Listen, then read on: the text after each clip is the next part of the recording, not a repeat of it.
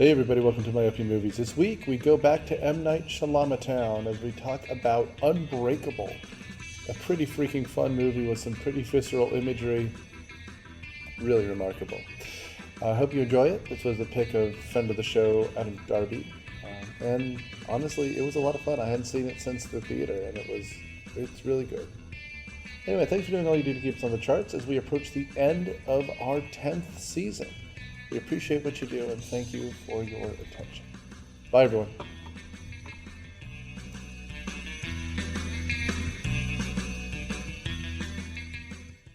Hello. I know. I can turn up your microphone. I'm just being a jerk. 1, 2, 3. Welcome to Myopia Movies. This week we're doing a movie someone picked who's not here. Now, we're doing M. Night Shyamalan. We're back in Shyamala world as we're talking Unbreakable from 2000. Only the second time Bruce Willis tried in a movie.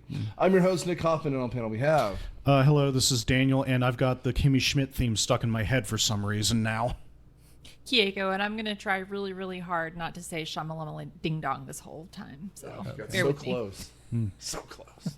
And I'm John. I have no jokes about this. Okay. This very serious movie. You went into the anti-humor route, I see. Well That's done. true. That's true. Yeah. This movie is...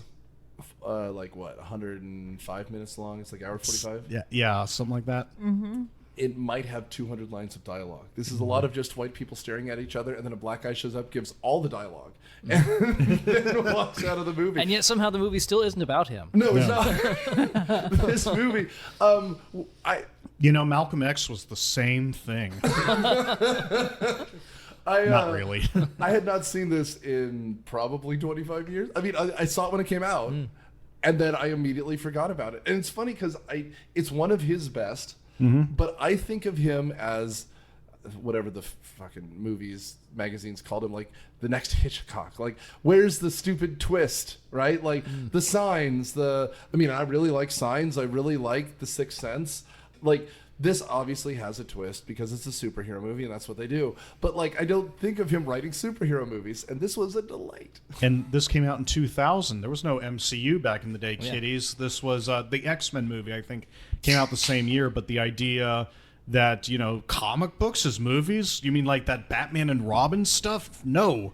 And comparing this to the MCU is really not apt because this is so completely different from anything that Marvel's put out. That's probably why I liked it, because I am not a fan of superhero movies, but I really, really enjoyed this because it's more like a thriller. Yeah, I'd say so. Yeah. It's almost a murder mystery that you don't really know is a murder mystery until the last few minutes. Well, and to Daniel's point here. We have Batman 89, Batman Returns 92, a couple of years off, and then I think Forever is 95, and then Batman and Robin is 97. And those are campy, and those are colorful, and those are stupid movies. You're forgetting that a version of Steel with Shaquille O'Neal came out around 97, 98. Yeah, we had some darker ones in 99. Was Blade, I think? I think that was... Or Blade 2. I think that was 98, maybe. 98, 90. You might be right. But, even those are action-packed. That's the thing about comic book movies. Generally, they're action movies as well. And again, I love the Batman movies. And frankly, after how bad DC's been for a while, I've really come to like those Schumacher movies. Comparatively, yeah. So you're like those kids that insist the Star Wars prequels were actually kind of okay? Well, they're at least fun. Movies today decide, you know what, we don't need to be fun at all. That's kind of why I liked Aquaman. I'll be honest, I have not seen the sequel yet because reviews were awful. But the first Aquaman, it's fun. That's great. I also like Fat Thor because he's fun. But so many of these movies are so over-emotional, grim nonsense. But in the 2000s, actually in 2000 itself, this was a novelty. Yeah. And in some ways, to be honest, it reminds me of a post 9/11 film, because post 9/11 movies are all grimdark, right? Movies that I enjoy very much, the Paul Greengrass Bourne movies. So M. Night Shyamalan predicted 9/11, and instead of warning anyone, he went and made this movie. What a twist. Oh, yeah, okay. Witty twist. I'm submitting a script now called United 94. You'll get it. It'll make sense later. You'll see. No, I'm going to make The Village for some reason next. Go on. Oh, The Village. We did a whole M. Night Shyamalan month back in the past. Fine, we did 4 of those, one of which still held up. Did he do The Happening too? We did The Happening. Okay, I was lumping it together with those movies, and I wasn't sure if it was a Shyamalan movie. So I will say that has some real laugh out loud moments. Oh, I love it. Hot dog guy. Yeah. He's so great. There's one where there's these landscapers doing their landscaping. The pollen floats across, and a guy jumps off and gets the lawnmower to run over him. He's very suspicious of houseplants throughout the movie. Mark Wahlberg staring at a houseplant and realizing it's plastic. Oh, he apologizes to the tree. Hey, bro, I'm so sorry. I didn't mean to. Oh, you're plastic.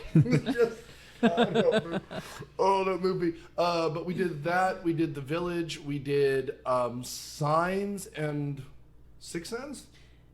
That Sixth Sense was in there somewhere, yeah. So those were the 4 we did. And it's so weird because some of his movies are so wonderful. Like Signs is one of my all-time favorite movies because it's funny, it's scary, it's exciting. Like it hits everything. Yeah. And this one too. This one is, I mean, it's not super funny, but no, it's got a couple dark humor moments. Yeah, it does. It does. Like, but it's really, really good. And then others are really, really bad. Well, and you know what's funny? When 300 came out and when Sin City came out, which is Romero and Snyder, respectively, or other way around, Snyder and... Frank Miller did Sin City. He did, well, he's the guy who did both the books, you mean?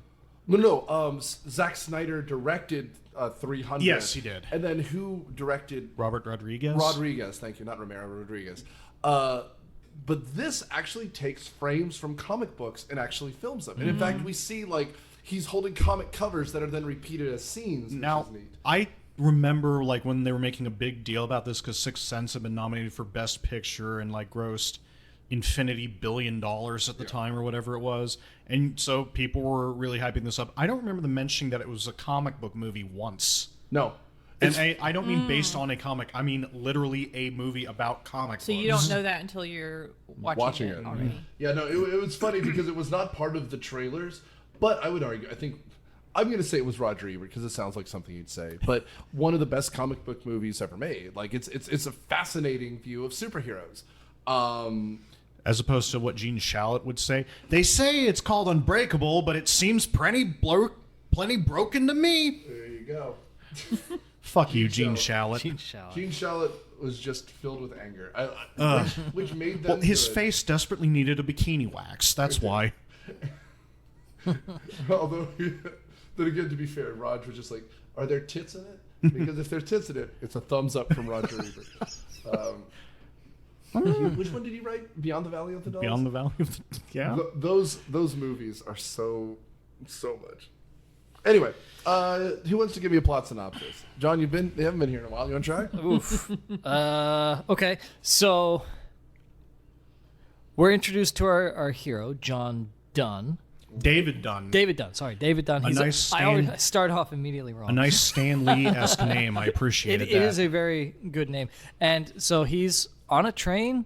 He's going somewhere, and basically the train derails and everyone is killed, except him. He is the sole survivor, and not only did he survived unharmed.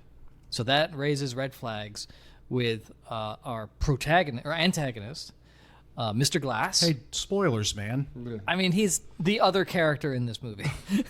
There's only so many slots for him to be in. Mm-hmm. And he tries to convince Dunn that he is a superhero because he has never been sick. He has never been harmed. And Dunn is spending the rest of the movie saying, "No, I've totally been sick. No, I've totally been harmed. I've done this, I've done that. I'm a real boy." Mm-hmm. And as the movie progresses, we learn, no, actually, he's not. I wouldn't say we are given a clear confirmation, but it is heavily implied that he is actually pretty damn immortal. Yeah. And he has to discover this. Perfect. That's a good back in the box. Yeah. That's it. I will say something that I think is incredibly stupid is our immediate first thing we see. Quote, there are 35 pages and 124 illustrations in the average comic book. A single issue ranges from $1 to over $140,000. Nick Cage can confirm. Yes. Yeah. 172,000 comics are sold in the U.S. every day. Over 62,780,000 every year. The average comic collector owns 3,312 comics and will spend approximately 1 year of his life reading them. And Kevin Smith is sitting somewhere going, yeah, that's cute. Yeah, really. Novice. Fucking What- beginners. This and then the postscript, which I'm sure we'll get to. Yeah. What did that add to the film? Did you need that before the movie started? Well, it's definitely a hook. Is it?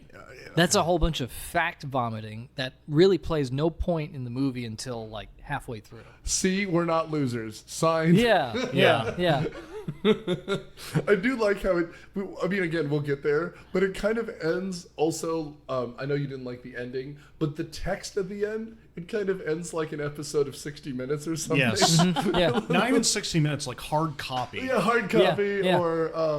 or the narrator would say it at the end of an Exactly. episode of NYPD Blue. It or would be a something. freeze frame or something, and the narrator comes over and Yeah. says, "This is what happened. We didn't want to film this." I mean, and of course, speaking of him being the next Hitchcock, it's almost exactly the end of Psycho, right? Like where they said they'll say he didn't even hurt a fly. Like it's what it is. It's fine. It's totally fine. I will say. I will actually. I'll cut you off there because I can, and I haven't been on for a while, so I get that leeway.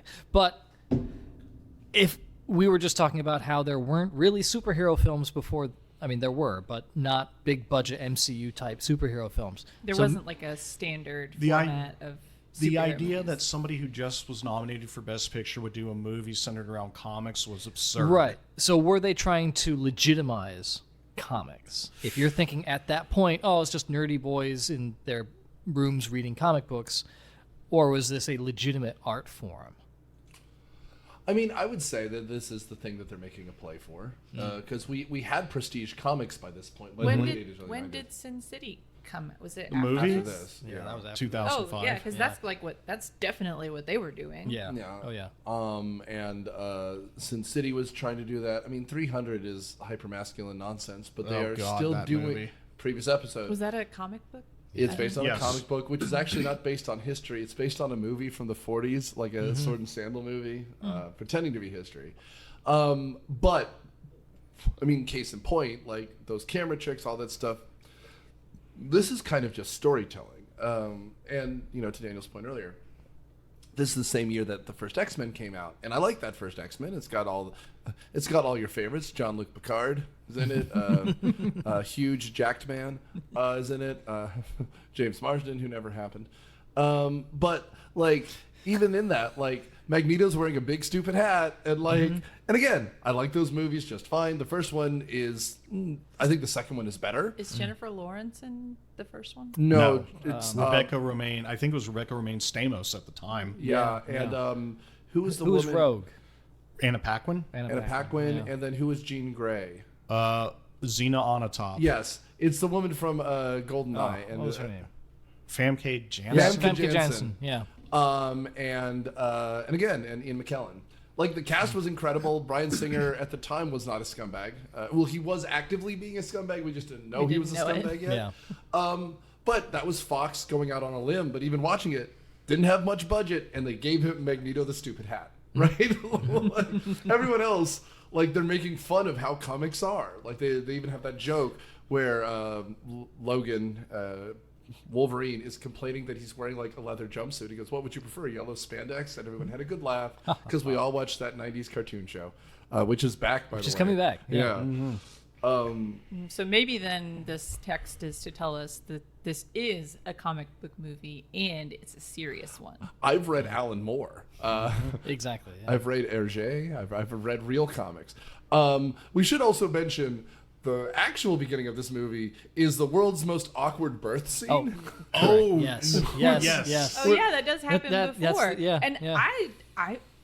I am more like, that is so intriguing to me. Like, what is it? Is it Benjamin Button? Like, what's going on? You know, so I really like that aspect of the movie. When they talk about how the baby's arms and legs were broken. Yeah, in like the there's uterus. something It's a wrong with the baby. department store in the 1960s. Yeah, and like I was talking to Candace, I was joking to my wife, but like he very famously never leaves Philadelphia area. Like he, at one point, I forget what movie it's for, maybe The Village, but he had the PA drive exactly 1 hour in every direction until they found a place to sell, because he would not be further than an hour from his house. So I'm like, so there's just neighborhoods in Philadelphia that look like the 70s. I believe it. But we have this very weird scene where this woman has given birth, and the dude is holding the baby. He's like, so did someone drop the baby? And I'm just like, oh, intrigue. Oh, yeah. The movie's getting good. But they call an ambulance because the baby's bones are all broken, which is really something. Yeah. And then we jump to the train. Yeah, Yeah, and then it yeah. crashes. Although there's that interesting bit where you're like the cinematographer's placing the camera between the seats, so you're kind of like a voyeur watching this man try to cheat on his wife because he takes his wedding ring off. Yeah. Yeah. And that's our introduction to our hero, by the way. Well, which is it? And we have a kid, right? Like, Yeah. there's a The kid kid is that playing. he's making kind of faces with, and so I assumed it was supposed to be the kid watching, going back and forth. But that's another clever M. Night Shyamalan twist. And so it's just, or I think he likes to be called Night, so it's just Night going back and forth with his little camera. But again, what's interesting to me is, you know, and again, this is in no means making fun of Bruce Willis, who is at this point, I think, unable to speak at all. He is a very sick man. He's a sick guy. But like, he is in a movie where he doesn't have to try, and he's letting you know he does not have to try, because he's like barely looking at this kid. He has this kind of like damp puppy dog expression on, where his lips are kind of just pouty, and the camera's like, "Come on, Do something. act." The woman shows up, who's I think a sports agent, and like she reaches up to put her bag in the overhead bin, and he sees like a rose tattoo on her stomach, and he's just like, better pocket the old wedding ring Yeah. here. Oh gosh. I mean, and it turns out that him and his wife are on a rough patch. He was going to New York for a security guard job. He works at the University of Pennsylvania's football stadium. Right. That's right. Because again, we cannot leave Philadelphia. Yeah. He tries to leave. This is the Truman Show. He tries to leave Philadelphia. The train almost explodes. I just thought at first that, oh, this is a 12 Monkeys connection. You know, Bruce Willis is back in Philadelphia, but no. No, it's at night. The ghost of Ben Franklin derails the train because a Philadelphian tries to leave. But yeah, so we have this little girl in a yellow shirt because M. Night loves colors. And we hear the oncoming whistling train, which is remarkable. We also start to get these little elements of things that something is up with Bruce Willis's. I mean, this is 2 years before Spider-Man, but it's almost a Spidey sense, right? Yeah. Because the camera pans, the world slows down except for him moving, right? And the sound of the horn, the train horn, whatever, blows a few times, but then the sound elongates and stretches. And then we cut to cut to a kid watching TV upside down. That's right. And he himself gets a premonition that something wrong as he turns to the news, and it says that whatever the train is, the East Rail train. As Number And then he 177 runs or to something. check because he sees a sticky note that has his dad's name and the train on it. Yeah, so. and that's when we get him to the hospital. The doctor's like, "You're the only survivor. There's not a scratch on you, even though you were sitting next to the window. The only other guy we found alive was half crushed." Well, and he goes, there's two things. There's two survivors, and you're about to be the only survivor. Yeah, I mean, we're seeing the guy bleed out. Yeah. Like the camera is Yeah. over his like bandaged body as he's struggling to breathe. Which, again, is a very much a comic book shot, right? Because he's framed in the middle. We have the two walls. We have the doctor come across, and then we see, like... There's a comedy version of this, but they're like literally just pulling the sheet up over the guy. It's like, so you're about to be the only one, and then pull the sheet up, and there's just blood. So I've actually got a question about Mr. Dunn's whole powers. A big part is he never gets sick. If he eats too much, does he get a stomach ache? Does he ever get a hangover? Does he get paper cuts? No, but his one weekend is Nathan hot dogs. No, Yeah, his 1 week. I once ate 3 Philly cheesesteaks. Oh yeah, that'll go that would right kill through a you. mortal man right there. Yeah, no, we don't really know much about any but this is one of those. It's like a time travel movie. If you start asking too many questions, everything Because unravels. it's like, and I know this is jumping around a bit, like his big heroic moment is really just fighting a guy. And the moment of terror on his humanity is he's tossed into a pool and nearly drowns. Water is his The weakness. rest of us would do that too. I want to talk about this, but I feel like I want to save what I have to say about this until we're there in the story. But I also have thoughts about this. That's Like, your weakness is drowning. I feel like most of us, our weakness is drowning. Well, we were talking about it too. It's like, isn't it funny that also the alien weakness in Signs is water? And there's Lady in the Water where Paul Giamatti almost drowns. And so we also have a water trilogy for M. Night Shyamalan. Like, he had a very traumatic incident where someone pantsed him at the YMCA. It's very mystical water. So. What is it with him and well, like Nick just said, I guess it's a YMCA pantsing, but yeah, he's got like, he owns a koi pond and he spends a little too much time out there. That's right. Mr. Shyamalan. They call me M. Day Shyamalan. when I'm doing really What he has is a romantic abnormality. That's right.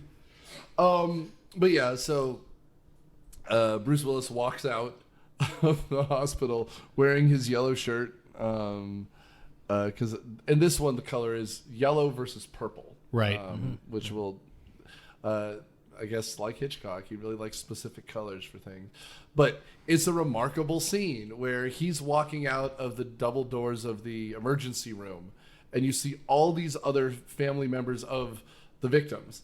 They're just staring at him. They're waiting for other people to come out, and he's the only survivor, so he's the only one who's going to walk out. And I know it's a superpower, but you could also convince me that Bruce Willis was not going to put on any makeup. Like, he's like, no, I'm not going to have any battle damage. No cuts, no nothing.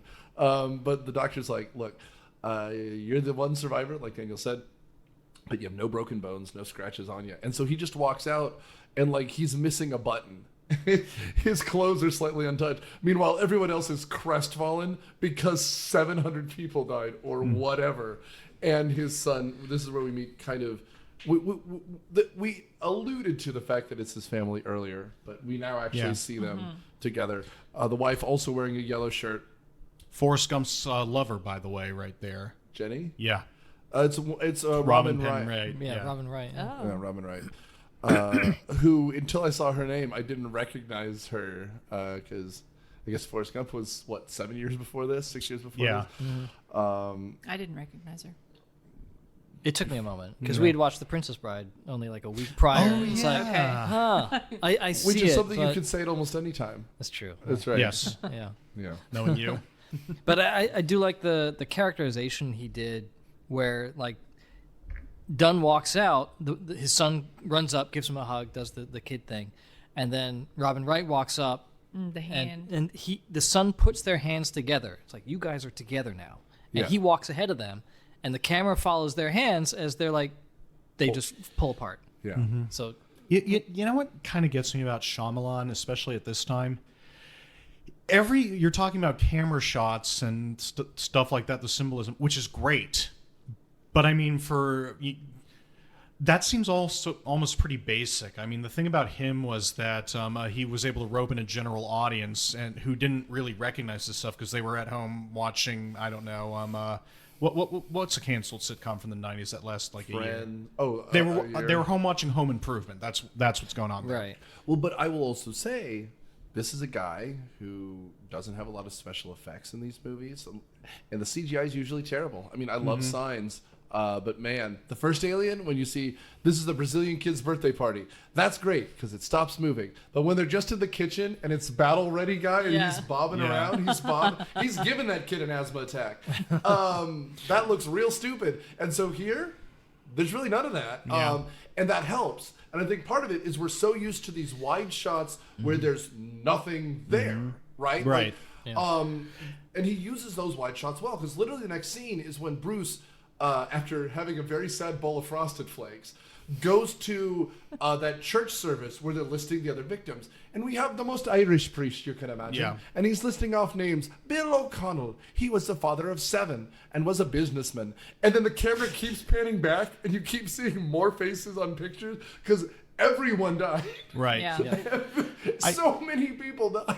I think what I was trying to say though with him is like, okay, that's very good. You're doing the basics very well. What else you got? And he's like nothing, and everyone else is like, this is all brand new. I'm like, no, it's really not. That's It's like not bare new, minimum. but it is well done. He's It is someone well done. who, at least in this film, and I think generally speaking, he pays a lot of attention to his camera work. Yeah. It's not just like, let's see what happens. Yeah. It is intentional. Intentional. Exactly. And you as the audience, especially in this film, because it's meant to look like a comic, yeah.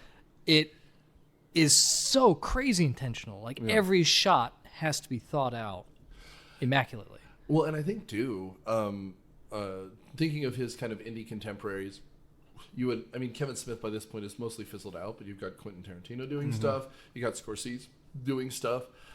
They use many more cuts, like Paul Green, like these are long scenes with single camera tracking shots. Again, think of the scene. Okay, after he leaves the funeral, we get the first note from Mr. Glass. There's some movement there. They show his bald spot, which God help me, It's very highlighted. Yeah. which again, good on that, because I don't know. Bruce Willis wore a lot of bad wigs for a long time, but like the scene where he goes and talks to Mavis in accounting or whatever, and he's asking how often he's actually been sick. The camera is just parked on her desk. She's click-clacking away on an old word processor. That scene is like 2 minutes Yeah, long. it's a good 3 minutes of. Yeah. There's no cuts. It's steady cam. It does remind me of old Hitchcock stuff. Like, because again, Greengrass is going to come out with the first Bourne movie in a year. A fight scene has more cuts than this entire movie. Yeah. Right? And that's cool, because then I can follow what the hell's going on here. Yeah. And that confused me at first when I was getting into this, that it was a slow-paced movie and a quiet movie. Yes. Like there's no almost musical no music score. whatsoever. And what dialogue it is, like we've said, there's like 200 lines of dialogue. And so this scene with the secretary, it's just done going, so how many days have I been sick? Like, can you check on that? And he's just kind of like, yeah, okay. Is yeah, that yeah. the whole message? Is Bill in?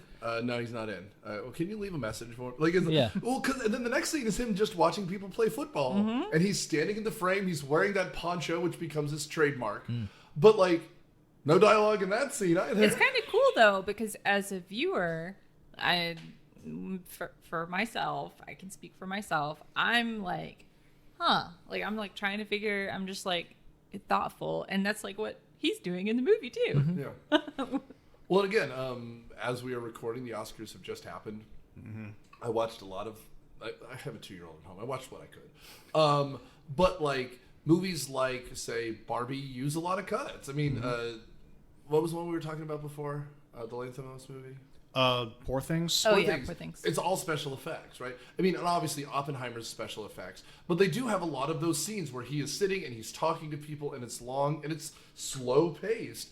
It moves. The movie moves. It's 3 hours and it moves. I don't know how that's possible, but like this is so deliberate, right? You get the interpersonal relationships with everyone, and yet it's 105 minutes. I don't know. It's very strange. And, Well, even one of the most dramatic scenes in the film is when the son pulls a gun dude, on that his scene is parents. intense. Oh, that And is the there's best like scene. 3 cuts in the entire thing. It's just a single shot for the most part Yep. of these people arguing. Put the gun down. You're a hero. You can't die. Although Put that the gun was down. one of the scenes that was kind of funny to me because at one point Bruce Willis he rises above the level of whisper and goes, "Put the gun down, or you are in big trouble." And I'm like, "Oh God, that's great." Yeah, we were this close to knocking Timmy Tower for a Yeah, second. we were this close to that kid being thrown out of an office building.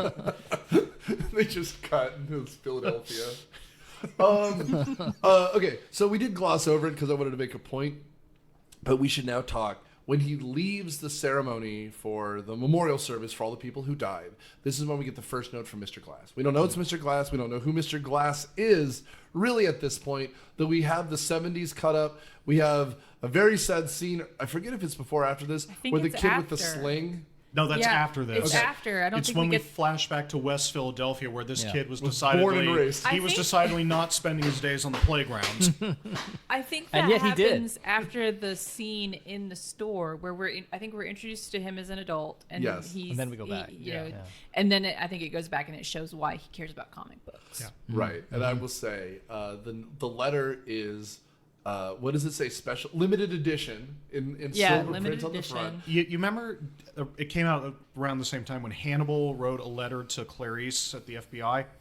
It's Yeah. pretty It much said- from the same stationery What did it say? store. Have you ever been ill? When was Yeah. how often? How many days have you been sick? How many days Yeah. have you been sick? And I looked at my wife. I'm like, this month? Yeah, really. Yeah, I can barely we- think of a time when I haven't been sick. in We've the all got past- young kids. We're always sick. I was telling Kate, goes like, you're not sounding too great. I'm like, allergies this time. Yeah. It's like I was telling work the other day, it's like counting up all of 2024, I have had 2 full weeks of work because Yeah. either I've been sick or a kid has been sick. Right. And I've had to take off. Well, and like, and I'm the same way. Obviously, Candace works mostly from home, so she does a lot of that. But it just means that when I'm feeling mostly okay, I just have to go to work because I never know. 80% is good. 80% Yeah, is 80% is not- good. Yeah. Like, I mean, literally, like I had my physical last week, and other than the fact that my lipids are so high, it came out like gravy. They took my blood and they're like, your leukocytes and your white blood cells are high. I'm like, yeah, I have a oh, 2-year-old at home. that's how your blood came out. Yes. I was wondering what came out at the appointment. No, my cholesterol they had to come up with a new category for. I'm waiting for the Well, email from my doctor. Your cholesterol level is such. We put a knife in there and scraped it off the side, and it goes great on toast. It's like butter, really. Like they held up this thing of ragu old world style, like we've got the samples, and I'm like, awesome, oh good. But Goes no, great they're with spaghetti. like your white blood cell count is high. How are you feeling? I'm like, I have a 2-year-old at home, and my allergies are so bad I have eye drops. What do you think? Yeah. Yeah. Like, It's truly. Georgia in the spring. Yeah. Yeah. I noticed this morning that clear yellow dust Yes. gathered on my windshield. It's out. It's out. It's out. Is that pollen? Shh. Well, and it rained for the last 3 weeks, pretty much all the time. So the mildew's high, the tree, and you smell those Bradford pears in the air. You're just like, God damn it, please, anything.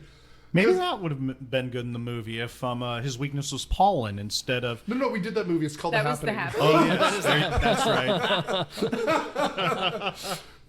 No, his weakness is the Phillies, and they Yes. suck this season, so we're fine. Well, actually, the whole flashback scene with the kid in the sling, it's pretty good.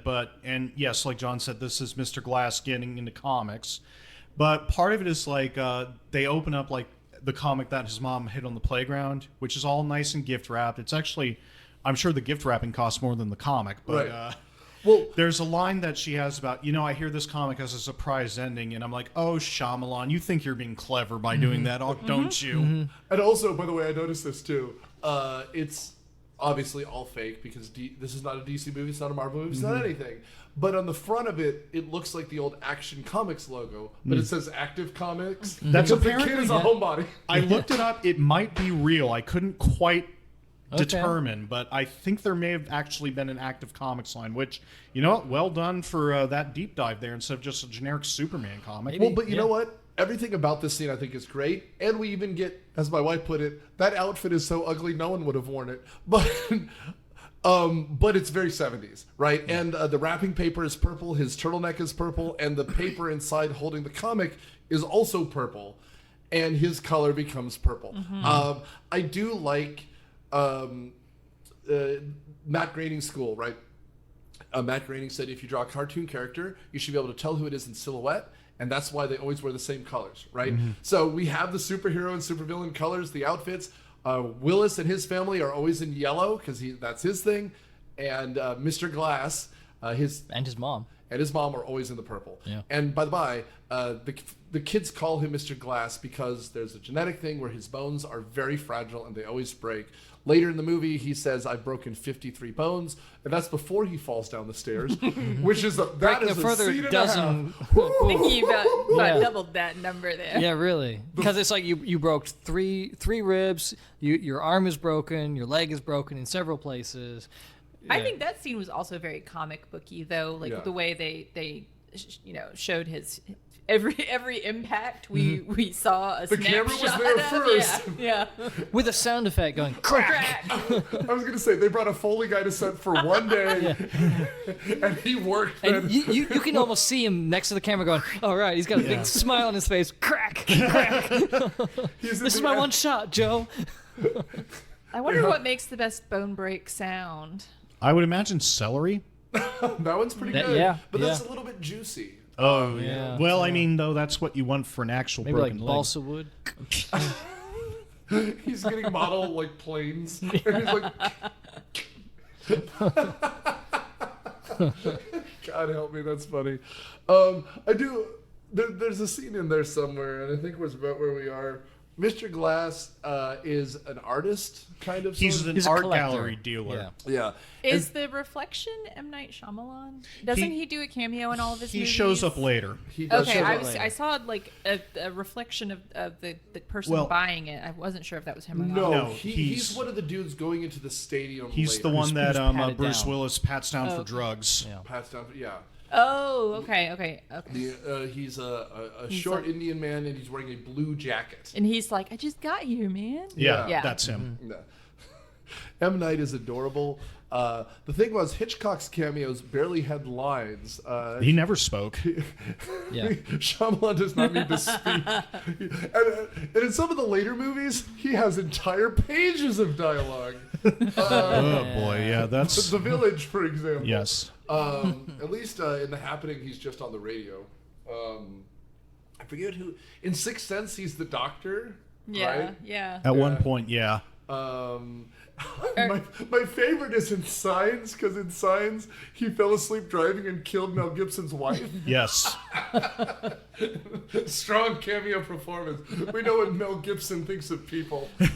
Well, I mean, M. Night Shyamalan is a brown person who survived an encounter with Mel Gibson, so well done. I got a whole bunch of slurs for you. Anyway, but yeah. But when we were introduced to Mr. Glass, he's in the art gallery, and there's a guy trying to buy one of his prints. And Mr. Yeah. Glass goes into this huge monologue about how amazing this print is, and it's amazing, and it's beautifully printed, and whatever. And the guy says, "Okay, I'll buy it. I'll write you a check right now, and man, my 2-year-old son is gonna love this." You came in here shopping for an infant, which is Samuel L. Jackson's one Samuel L. Jackson moment. When you came into the store, did you see an octopus outside that you put a quarter in and you can ride? No, and I was very disappointed in that fact. You just see a guy in a business suit riding a little rocket going, whee! And actually, I guess maybe that should have been our clue that he's a villain. Like, he's nuts. I mean, he's passionate, which is probably a not just, villain like, thing. yeah, not just. I don't. Well, yeah, because I mean, he's mentally ill. They established that Yeah, very like quickly. that tells but us he's crazy. I guess I didn't see that. I thought it was just him being like comic book crazy, not. Well, I also do like that this essentially makes him like an evil version of Professor X, because he's looking for mutants, but not to make a club, but instead to be like, let's see how good you are. Well, it's the weird. I don't know what the phrase really is, but he's hoping. This is really jumping ahead. He's hoping to create a superhero to make the world a better place. Spoilers. And it's like, well, you're killing hundreds of people, possibly thousands of people, because we've got lots of news that clippings. Why though? Are we really told why? Well, he doesn't know his place. I'm just surprised, and the whole twist, for those who don't know, this is a 24-year-old movie, is that Samuel L. Jackson, they reference a few incidents, like a hotel burning down, where Samuel L. Jackson said he was trying to look through records of survivors to see if somebody could be a superhero. Well, he said that earlier in the movie. He says that when he's Yeah. talking to Bruce Willis, Yeah. where he's like, I have been looking at all these articles for Right. the words a sole survivor. Unharmed. Yeah. That's earlier, but the twist is that he's causing all of these disasters and Right. killing hundreds of people. I'm just surprised it took him 3 tries and it was all in one city. Well, that's what I'm thinking, because on his little board, like bulletin board, he's got evidence of those 3 crimes. Yeah. But he's also got dozens of other newspaper clippings from around Yeah, the world I- of, sole survivor, mudslide in Chile type thing. It's like, did he cause those?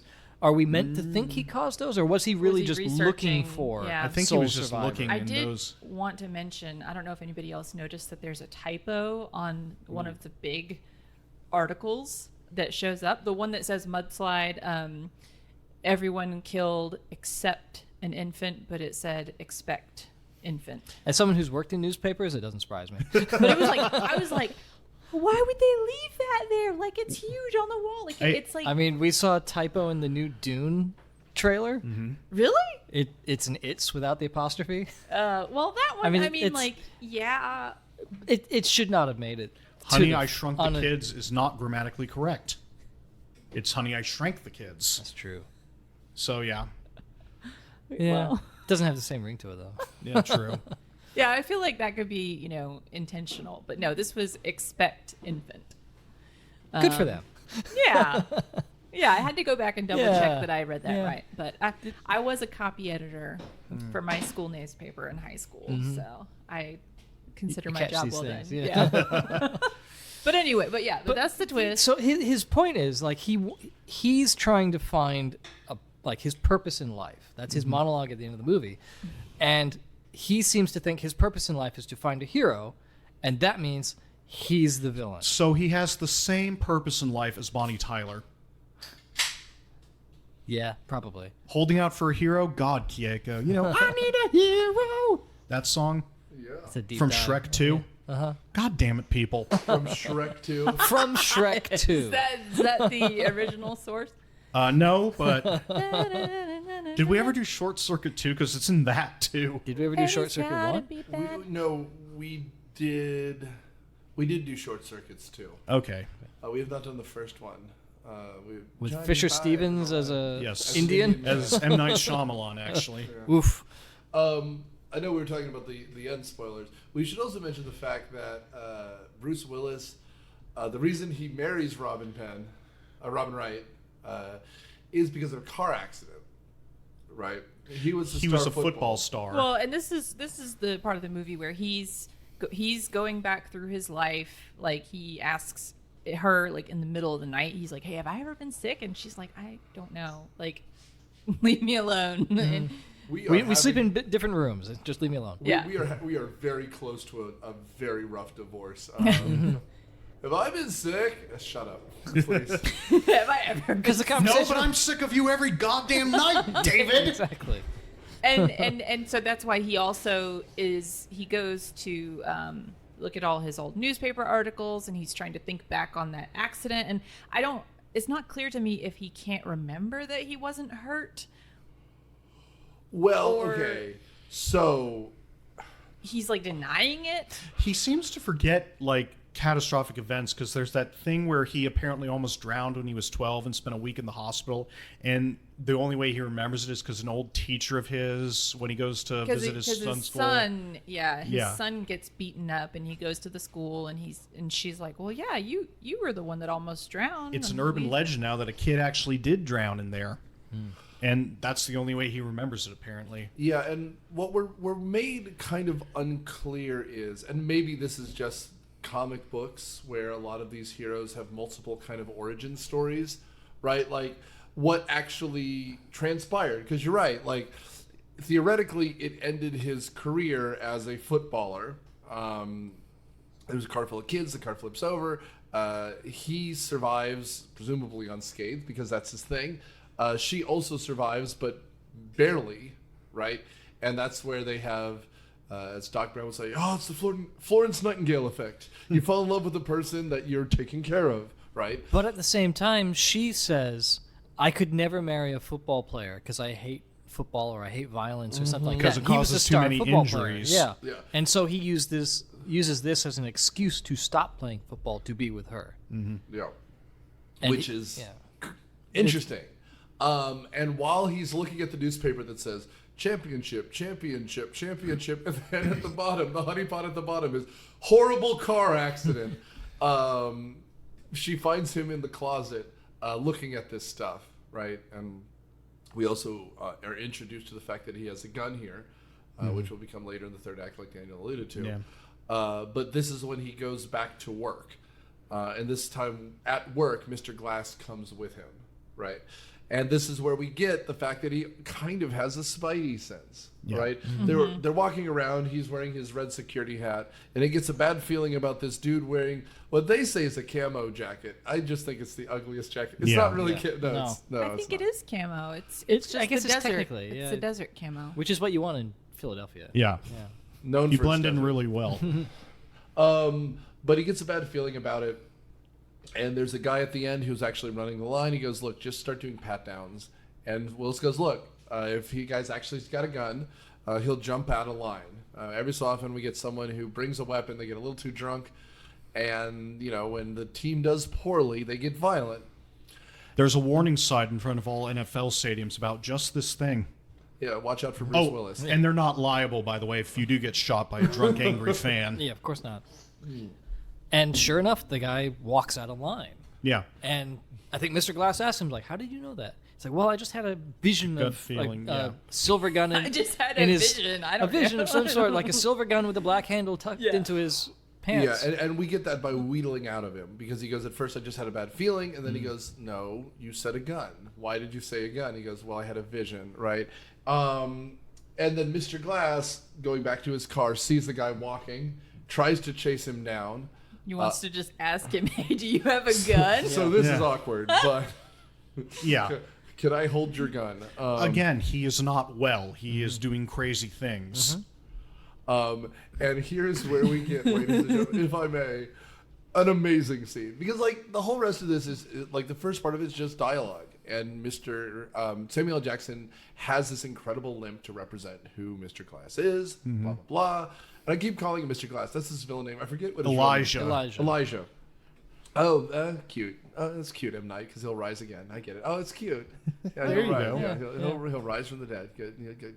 Anyway, doesn't matter. He eats We're it leaving on out a the steps. beer for Elijah right now. Okay, so Jewish thing. But the whole dialogue gets framed fantastically like a comic. And then he's starting his car, which, by the way, this car is filled with bubble wrap. Did you notice this? Everything has bubbled pillows around the outside. And he wants to ask this guy, hey, are you carrying a gun? And I'm just curious. there's a subway station, and the dude falls down the stairs. And It was a pretty. this is a scene I remembered for 25 years. This scene is very notable. Yeah.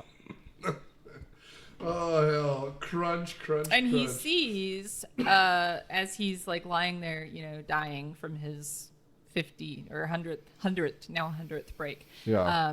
The guy jumps over the little, you know, gatey thing, and he sees that he has a silver gun with a black hilt. Yeah. And, like, his cane shatters, he shatters, and he's, like, upside down. He's grinding in pain. And he looks up, and the guy who he's been chasing looks at him and goes, jumps the turnstile, and we slow down to slow motion. Yeah. He sees the gun, and he starts laughing. And I'm like, wow, what a scene. What a picture.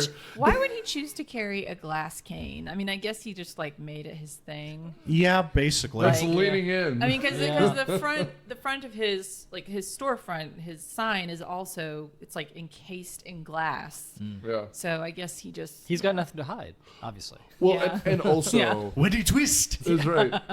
But also, this is like in X-Men, Professor X riding around in a giant yellow floating wheelchair. Like, it's ostentatious. Like, because the cane is not just made out of glass. It is like the kind of like blue glass that's like in a sex fetish shop or something. Like, it's just, it's the most outrageous. And his jacket is black, but inside it's lined in velour purple. Like, he is a villain. I'm sorry. Or a pimp. Like, it's really just a pimp in a Sin City movie. Yeah. Right? Like, I honestly thought they were trying to make him kind of look like the Joker or something. Maybe, yeah. those Probably, vibes too, yeah. totally. Especially because in like, is it the comic just called The Joker, where he's just kind of more of a mafia guy? Yeah, Yeah. like that's what it is. It's just like, I like green. Like, and at this point, of course, Batman '89 is long out, but that Prince Purple is everywhere in that movie.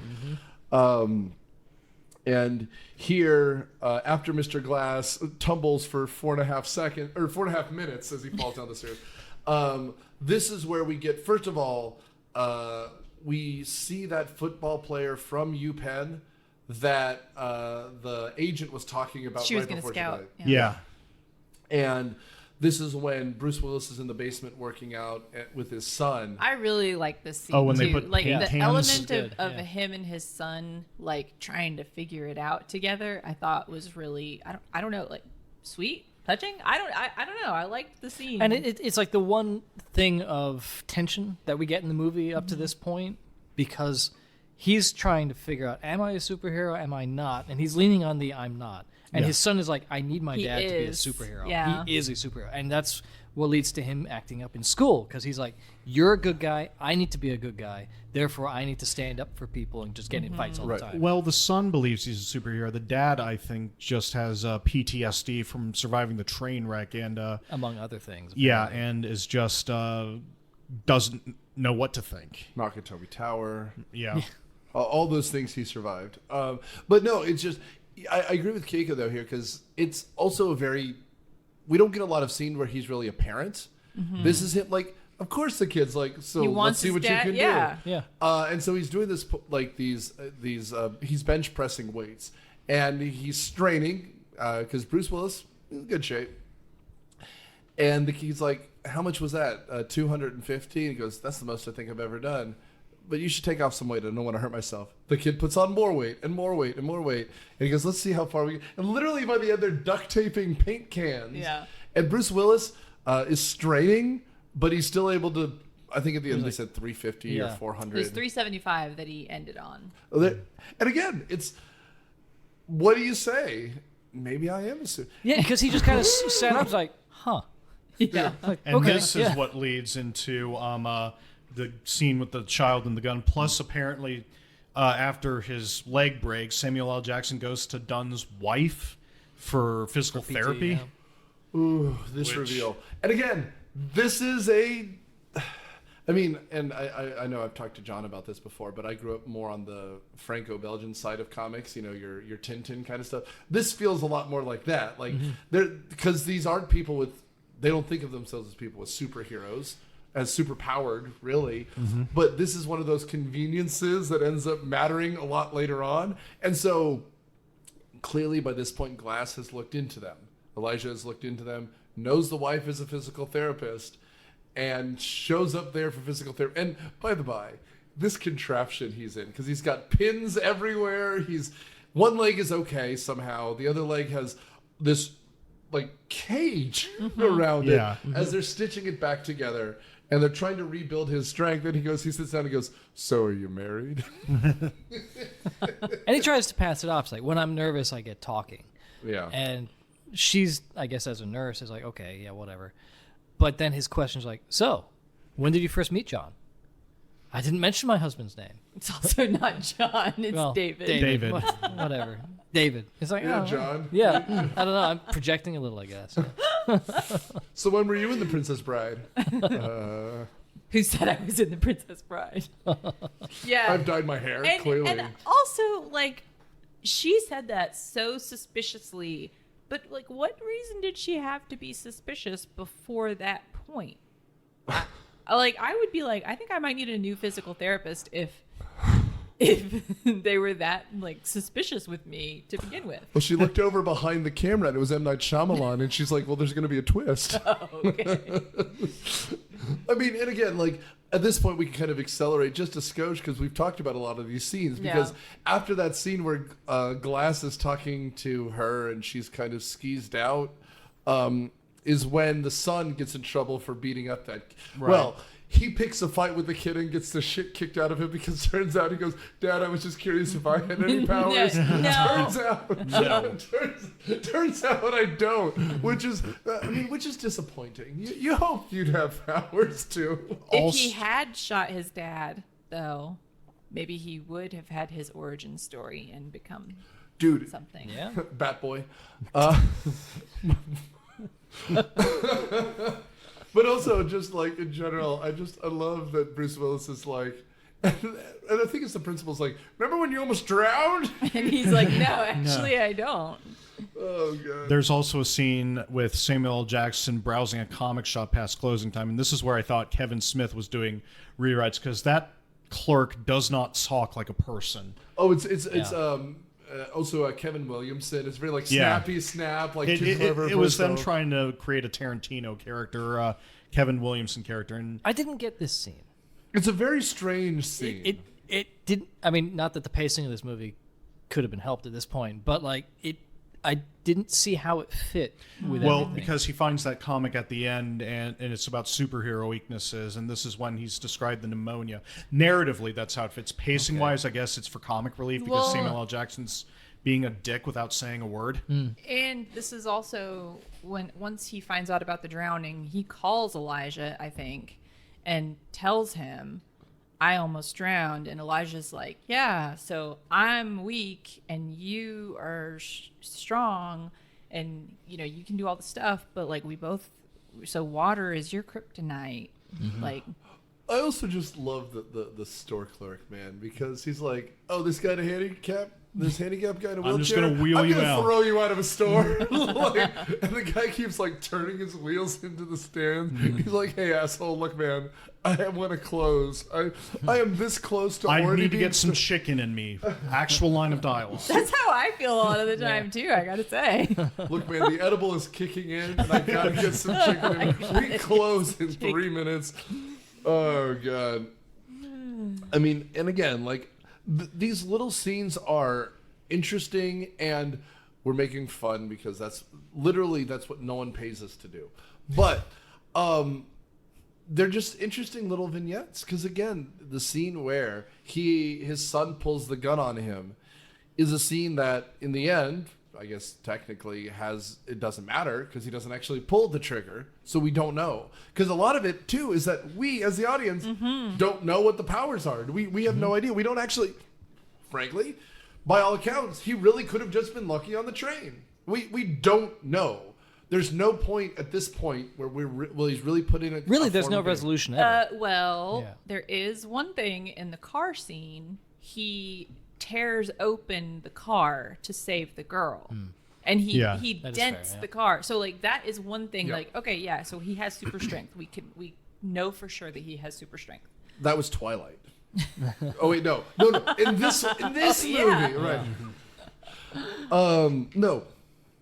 But it just what's all interesting about this is like there are these little moments where we're building this mystery. It's a thriller. It's essentially a thriller, and that's the part of the movie that I think is just interesting. And one of the fascinating scenes was when he I think he's on the verge of accepting who he is. Right. And he's dressed in his little security cape, poncho, cape. Yeah, it is a superhero. It is a superhero cape, and he looks very much like a serial killer. And he goes. Glass tells him, "Go where there are people." Yeah. And so he goes off to a central station-looking place, or Penn Station. I'm not really sure what's in like Philadelphia. Yeah. And he just kind of stands there with his hands out, so he's kind of just brushing against people who are walking past. That person's in every subway stop. Well, exactly. And only this time, he's getting accurate visions of what people are doing. And he sees one where a maintenance guy breaks into a house and kills a guy. Yes. It's the janitor that works at the train station. Yeah. Right. Yeah. But it's like cheating on my wife, mild theft, kidnapping and murdering, and date rape, and date which rape. is a separate guy. Yep. But yeah. Oh, and the guy that smashed the bottle over the lady's head and told her to go back racist, to Africa. yeah. Which I don't know why he wouldn't have gone after that guy because that seemed pretty bad too. Well, Yeah. I mean, they all seem pretty bad. I think because in that case, the one he decides there might still be people in active danger. Well, Oh, right. yeah, because maybe, he 'cause doesn't want to look like a crazy person and just be like, that was for that woman that one time. Yeah. Without any evidence. Well, I've also seen that guy in the subway. Now, what they're missing is that, being this is 2000, as he's going off to trail this would-be murderer, you know, there's a terrorist walking next door. You know, it's Right. like, you're going after this guy. How many people are going free? That's right. The fact that there's terrorism active, we have not gotten to yet, but Yeah. but Do you that's guys what it is. think that at any given time that there are really that many people who've committed crimes in a subway? In Philadelphia, absolutely. Philadelphia. Like, Yeah. In like- certain places. Really? Yeah, sure. No. Maybe not that bad of a crime, but Not like, hey, Quiznos, and there's 10 people in line who have all murdered someone. Yeah. Don't you remember the Philadelphia welcome sign? Welcome to beautiful Philadelphia. You're now on probation. That's right. Congratulations, you got away. So this is where we get the scene that you were going into a little earlier, John, where that he follows this maintenance person, and he follows him back to the home that he committed the crime at, and he sees like blood all over the floor when he steps inside. Well, so he sees the woman's like skull was cracked open. Yeah. well, but not when he first steps Okay. in. When he first steps into the house, because at this point he's still not sure. Like he's still in like an exploratory. Like, is this real? So he goes in and there's like blood all over the floor, and he's like, all right, cool. So like a crime was committed here, and he goes and he sees the dad.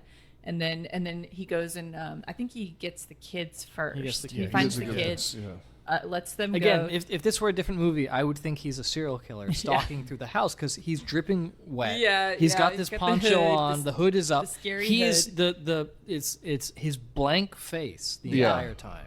It's the hook hand guy from I Know What You Did Last Summer. Yes, He's just like exactly. a fisherman, Yeah. right? Yeah. Like it's Yeah. like the It's wets that. that. Yeah, it's kind of a weird vibe. And the lighting is just crazy dark It's- in the whole thing. It's really and he's almost. It's like you get the impression he's kind of in a trance or something. Like he's Unemotional, which is probably part of the marriage problems. yeah. could Yes.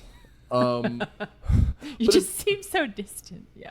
But it's also like kind of this interesting reluctant hero thing too, but also not reluctant. He's there because he's not reluctant. Well, right, because like what would be different is if there was a robbery and he happened to be there and stop the robbery, right? Like, you know, someone pulls a gun and Bruce Willis is just there, talks him down. Again, then we don't know if he has powers or not, but he actually saves the day in some way. And then there's someone who goes, wait, weren't you the guy who survived the train? Like, but no, instead he shows up like there's an X-File going on and then he's just dripping wet and there's bodies in the basement. It's really something. And he's very slow about it. Like I think I would do it with more expedience. So it's not really clear. Like, maybe he doesn't know what he's gonna do when he finds the bad guy. He also might, I guess the way I interpreted it is he still thinks he might be wrong. Like, because He should have Yeah. brought a weapon then. yeah. Is my thought. If you didn't think you're immortal and you're going to where there's a guy who's obviously flexible on his morals, Oh, you no. should bring a tire iron or something with you. I mean, that he might think that the guy is not actually a villain. He might not be sure. Like, he may that's not why trust he's himself. quiet. That's Okay, why okay, he's okay. sneaking Well, around. how many tied up Still. / dead people do you have to find in a house before you believe But Yeah. he doesn't find them right away. When he first finds opens the blood. the door, He sees the blood. then he sees the blood. And right? then he sees Yeah. the dad dead. So he's like, all right, cool, we got a dead guy. All right. And then he finds the kids. And then he Well, finds then he haunts the house. Yeah. And then you just see the shadow of a kid wearing a bed sheet, going, "Ooh, yes, no, you're right. Yeah. you're right." Like, because by the end, when he's finally like peering into bedrooms and we see boy bands on the wall, you're just Yeah. like, no, you're in the bad house. And by the way, if the cops show up, now you're the killer. which is also weird because I thought the mom was alive. And so that Yeah. was I thought she was alive, and he goes and he lets her go and she lays down. I thought it was because she was like exhausted because she's been there for who knows how like days or whatever.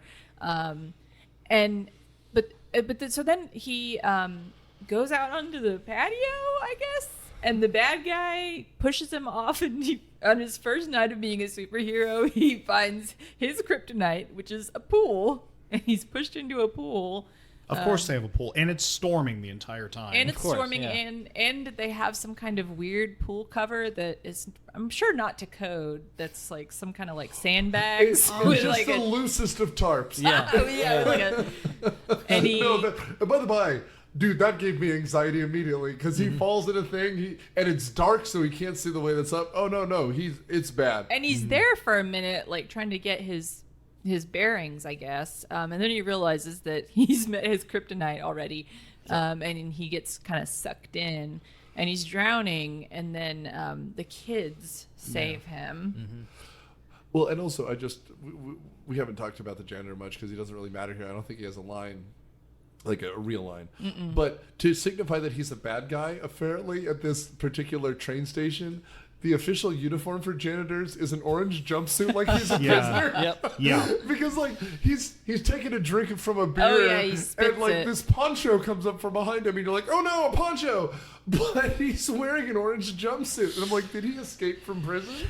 Like, it's really something. It's the poncho of justice. Yeah. It says security on it. It does. And so Yes. then there's a struggle, and he fights this guy, and the guy puts up a really long fight, considering he's being choked.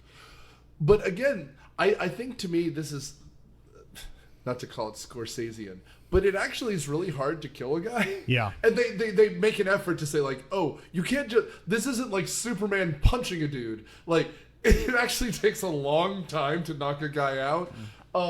Because you're right. Considering there's almost no background music, considering the only sound is choking and a man gagging and struggling, Yeah. this is a very visceral scene. Yeah. That goes on for 3.5 days, I think. Yep. And he's like bashing him into the wall repeatedly. Breaking the wall. Yeah, like putting holes in the wall so you know that it's very hard, but Bruce Willis hangs on. And then the guy falls on the ground, dead, and then I guess he leaves.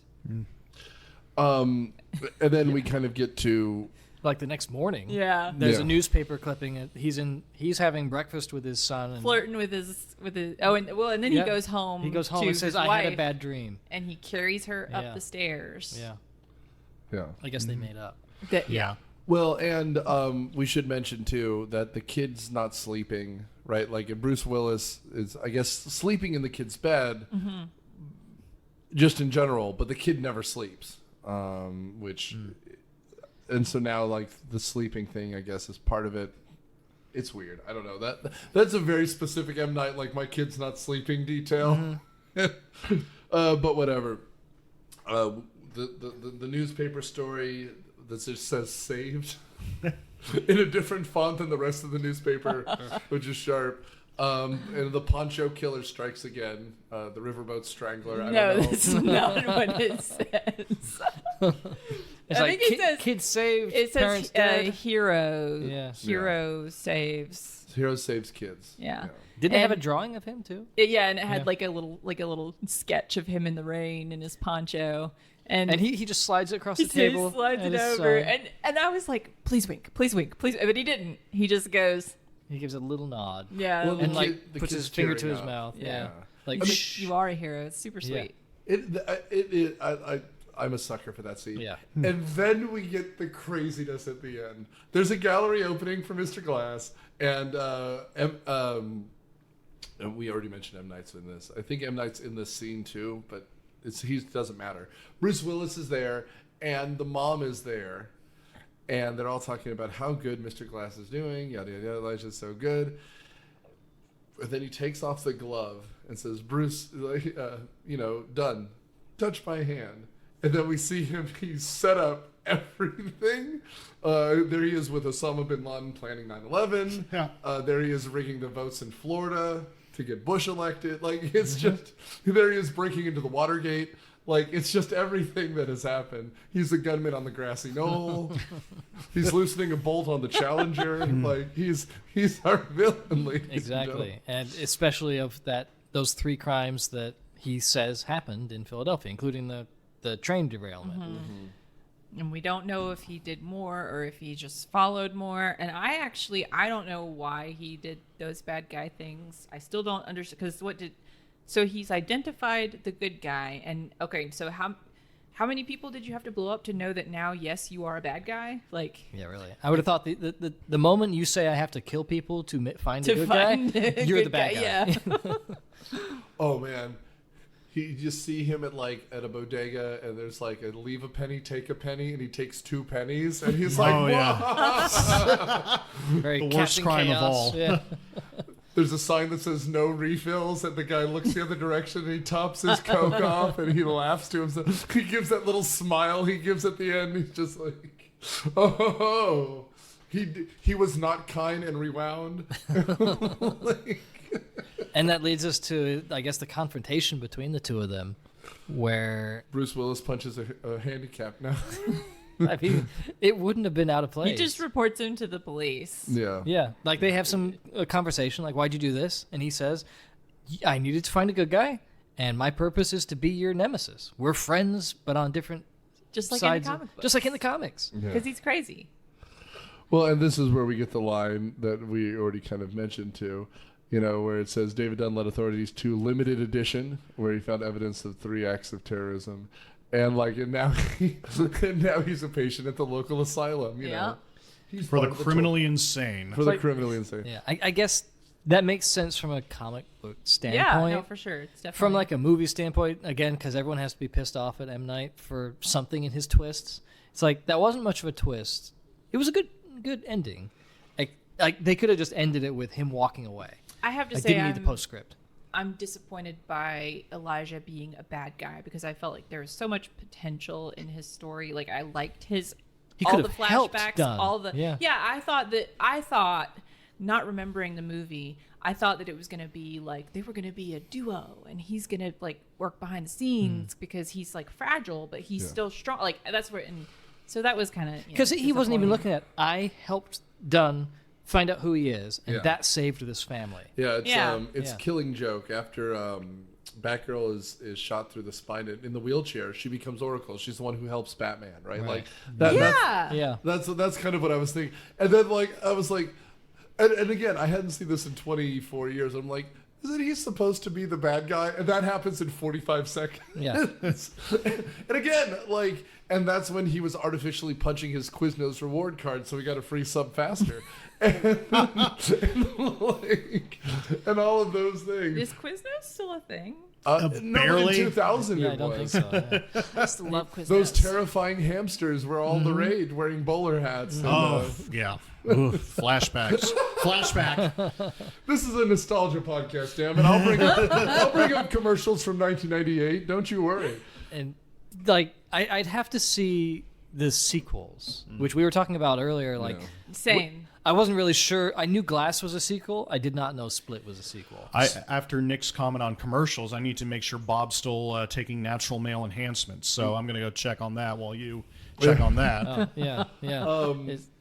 It's funny because I have Split because I used to resell movies, and I got a screener of it, and I can't legally Nice. resell that, so I just have it on my shelf. I just have not seen it. Who's the actor that plays the guy? Is it McAvoy. It's James McAvoy. James okay. McAvoy, Okay, yeah. yeah. Because Like he was really right like off him. X-Men when he did it. Yeah. Yeah, it was like one of those ones like in between X-Men. And it was like a 1 and 2. weird role for him, right? Like, because he's like messed up in the movie. Well, he has split personality disorder, or like in the soap opera sense, where he's like top of the morning to ye, like he's like that kind, like the And the one of book them's a symbol. mass murderer. And one of them's a serial killer guy.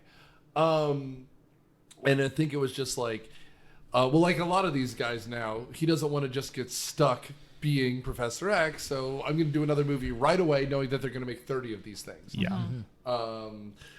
But as I was going to say, like seeing those two sequels, do we get Glass more fleshed out? Probably not in Split, because I hear that really wasn't a tie into this until like again the last 45 seconds in of the movie. universe. Yeah, but the third one is all about Glass. I honestly don't know. I haven't seen it. The third one is called Glass. I have not seen it either, Yeah. but it did make me want to watch it because I have- rewatching this, I enjoyed the hell out of Yes. it. I have heard he is a bigger character. I would hope In- so. It's called him. The Yeah. movie that's about I mean, again, him. this movie was technically about him, and yet he Right. didn't say much. All right. So my new movie, Glass, is a documentary about stained glass. That's the twist. Yeah, that's the what a twist. I just made you watch a documentary. At the beginning of the movie, all these statistics about stained glass. Just- you thought you were going to see a comic book movie. And it's narrated by Samuel L. Jackson, just to shut the mouth with you. as that character. Motherfuckers, we're talking As about stained glass Elijah. today. As Elijah, he needs to be narrating it. Yeah.